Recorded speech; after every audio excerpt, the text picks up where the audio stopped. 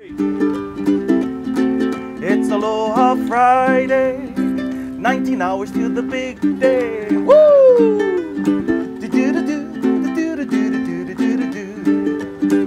And breakfast with Bob. Poncho Man! Thanks everybody for being here. We are brought to you by HOKA One One. We are brought to you by Polar, where you chase your destiny. And this week, Polar has been doing a fun thing at their booth for someone to win a opportunity to join us at our championship edition of the show on Sunday at Four Seasons. And it's Jake McCall. That Jake is out there. Plus, you're going to get the new Polar Vantage. We love that. Thank you so much, Polar, for all the support. Also brought to you by Halo Neuroscience, Velofix, Today's Plan, Normatec, Four Seasons Resort, Hualalai, Triathlete Magazine. We're here at beautiful Huggo's on the Rocks, and what a great way to finish up an awesome week. Five-time Ironman World Champion in the handcycle division. Give it up for Carlos Moleda. Thank you. Thanks, Ron. No problem, brother. So Carlos, Navy SEAL. Yep. What year was it that you were down in Panama? 1989, right? Yeah. Shooting 4 had a mission. Our mission was to secure Patila Airport. Really, the overall mission was to go to Panama, capture Manuel Noriega. Our particular mission was to go and secure the airport so he couldn't take off on his, his jet. Right. Pretty much.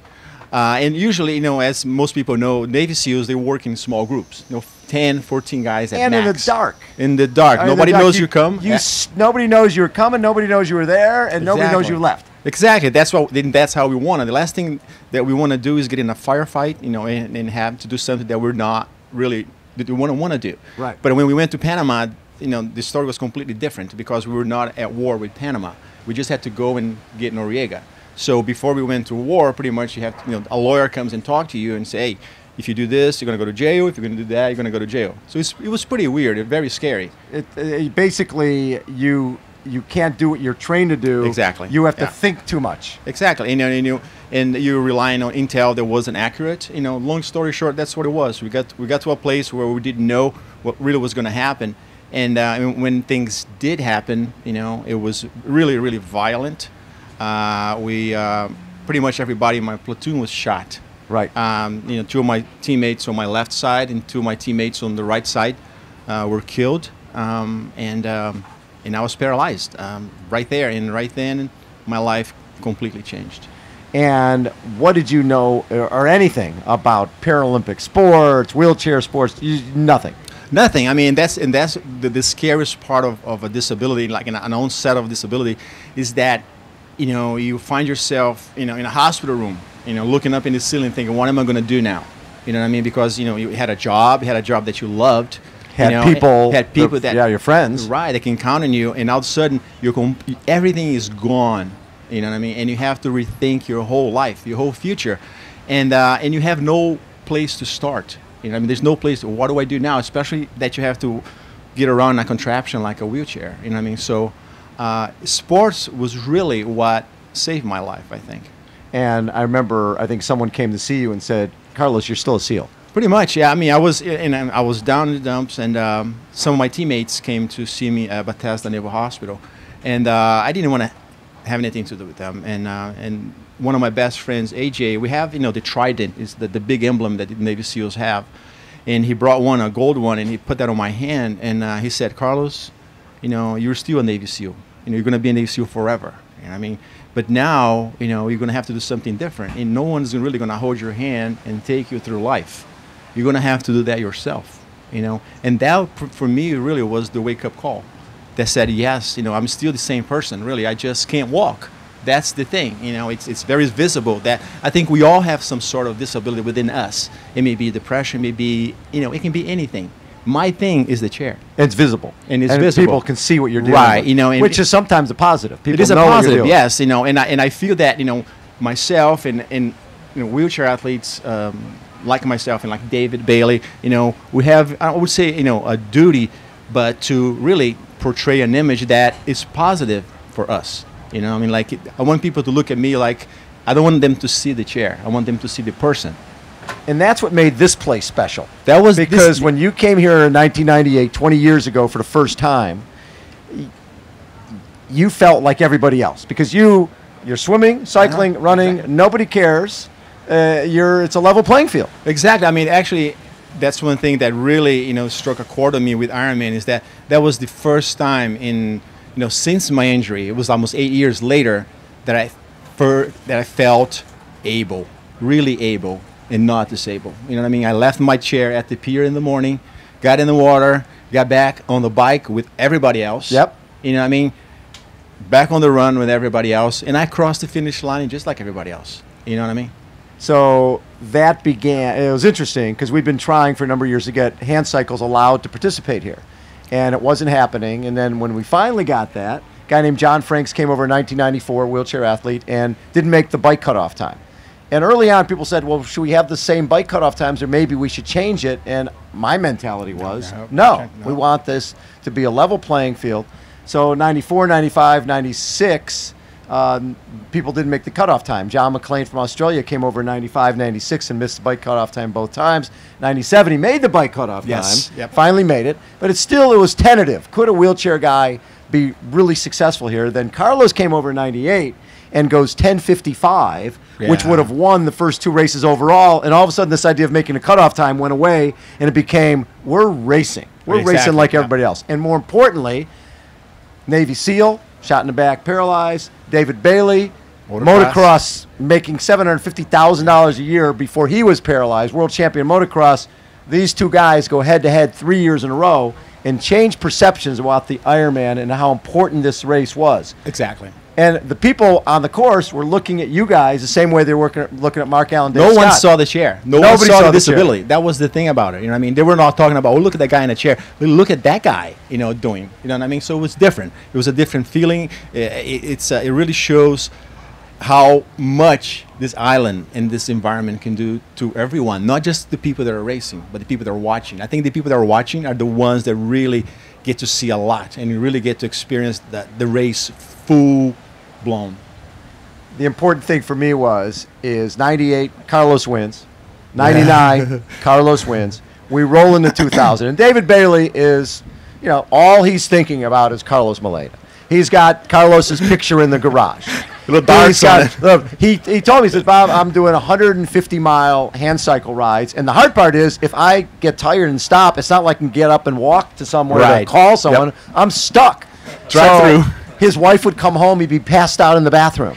And all his whole life was Carlos Moleda. And his coach, a guy named Todd Jacobs, who had been an Ironman guy here, he said, David was like, well, how should I race this? And he says, well, he's not going to quit. No. You can't you can't defeat Carlos. You're going to have to send your mail to a real dark place if you want to beat Carlos Moleda. And in 2000, talking to Carlos before the race, I said, I had a gut. This is going to be a race. And Carlos said, I think it's great you think that, but coming up Palani, it's going to be over. Boom. Boom. He's not even going to see him after Palani. I said that. Yeah, I know. I remember that. And so the coolest part is we weren't talking about this thing. No. We weren't talking about shot in the back. We were talking about two guys who wanted to kick the other guy's ass. End of story. The chair and the disability did not exist. So he does go by David going up the first hill. Yes, Dave thought it was a motorcycle coming up. Yeah. He was telling me, I thought it was a moped. But the thing is that when on that year, David was training so hard. He was telling me he actually bonked on purpose.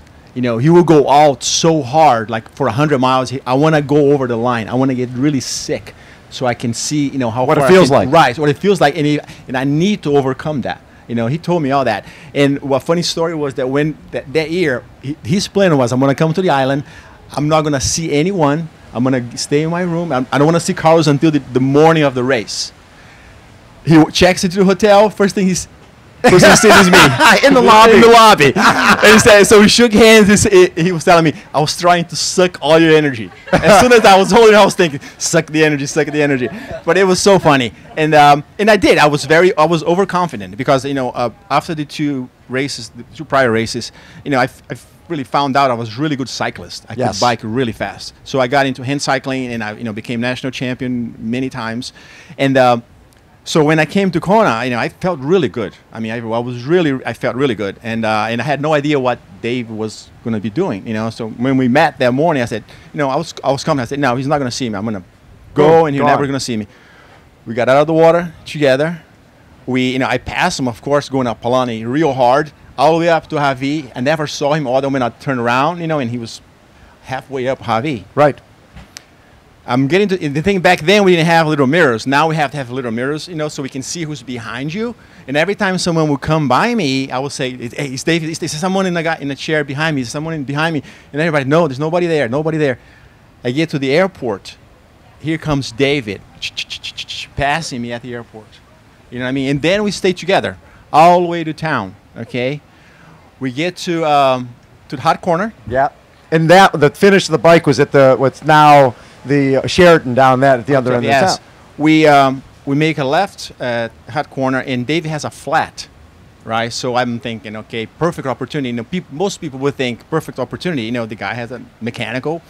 Go for it. Yeah, I get a couple of miles on him, and I think I felt that if that happened, if I've done that, and I actually would have won the race, it wouldn't have been worth what it was supposed to be worth. You won the race. You know what I mean? Yes. That's it. And people say he won the race because the guy had a flat. So when I went by David, I said, David, we're not going to stop. Let's keep going. We stay together until the transition. And then when we get there, we get in our chairs and we duke it out, on the lava. And we did that.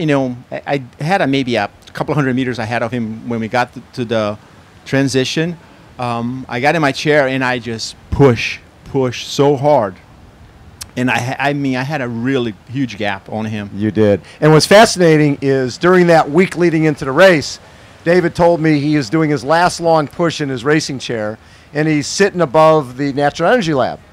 And he's thinking to himself, it's 100 degrees out here. I really don't want to add 4 miles to this run this push right now, but I want to know every crack, every pebble in that Natural Energy Lab because I think it could come down to this. And so he added that 4 miles. It was like a 20-mile push in his racing chair just like a week or so before the race. And then these guys are going through town, and Carlos has a lead. He's dropped David. And David's mom and his wife are standing on the side of the road. Broken-hearted. Like they're seeing a replay. David's getting his butt kicked by Carlos again. And they're in tears. David said the worst is they gave me the golf clap. They gave me the good try, honey. That's good try. He's going to kick your ass again. Sorry this is happening. But so I'm out at the Natural Energy Lab. And David is a couple minutes back. He was 5 minutes back in town. He's out 2 minutes back. And when they come out of the Natural Energy Lab, they're together. At the top. At the top. Yeah. And then David's going by. And the picture of David at that moment is actually on the wall of our building at the Challenge Athletes Foundation. But he's full extension, tears are full. You could see. It was amazing. It was amazing. So, David, when did he get away from you? We came up from the Energy Lab. I went down by myself. As I turned around, he was already like right there. Yeah. You know what I mean? I said, oh, no, that's not good. And because my mistake was from when I took off from transition all the way to the Energy Lab, I didn't get any food at all. I was just head down, pounding and pounding and pounding. And so by the time I got to the top of the Energy Lab, bam, the bear jumped on my back, and I was done.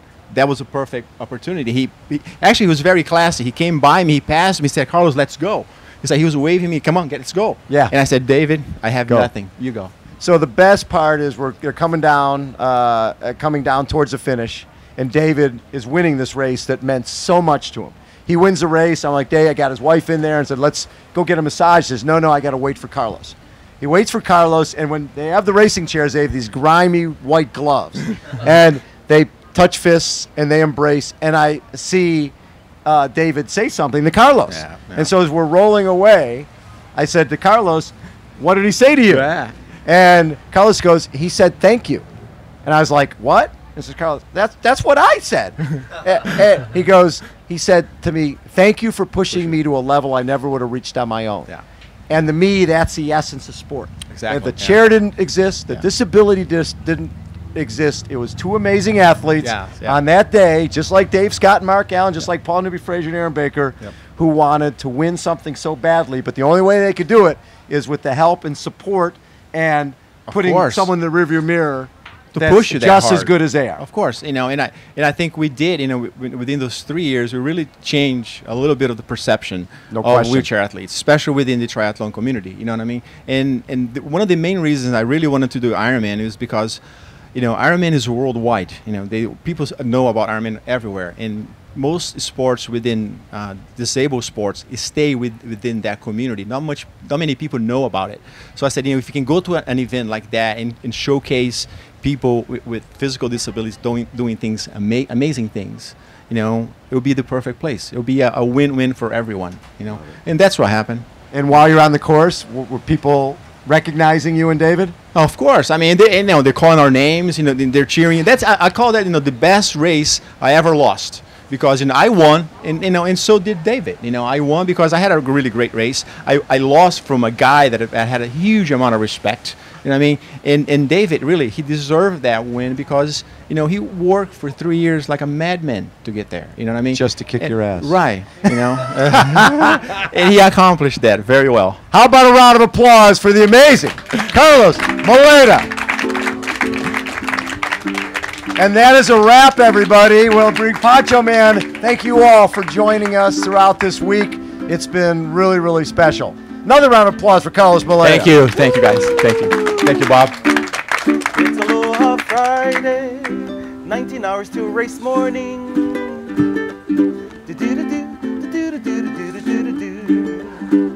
And breakfast with Bob. Thank you, Poncho Man. Awesome. Thank you to John Geffram, Jamie Monroe, Heidi Jansen, and of course, the one and only Poncho Man. See you at the finish line.